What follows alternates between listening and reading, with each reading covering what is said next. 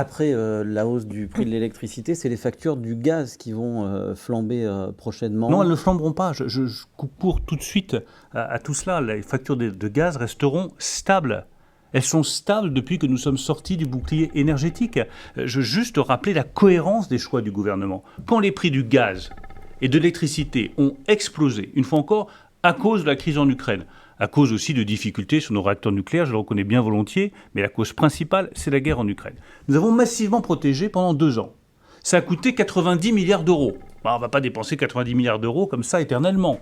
Donc, vous me posiez la question sur les finances publiques. Les finances publiques, ça suppose aussi d'avoir le courage, une fois que la crise énergétique est passée, de sortir progressivement des boucliers tarifaires. Nous sommes sortis en juin du bouclier tarifaire sur le gaz, mais les factures n'ont pas flambé et les factures de gaz resteront stables. J'insiste là-dessus. Sur l'électricité, j'ai dit que nous sortirions progressivement. Nous avons fait une première hausse au début de ce mois de février, en rétablissant progressivement la fameuse taxe sur la consommation finale d'électricité, mais nous l'avons rétablie de 0 € à 21 €, là où elle était à 32 € le mégawattheure avant la crise. Et pourquoi est-ce que je fais ça ?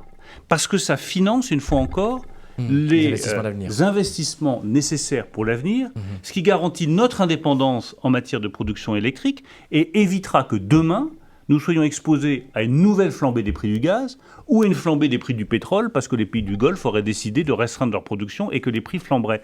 Le prix que nous payons, c'est le prix de l'indépendance et c'est le prix de la décarbonation.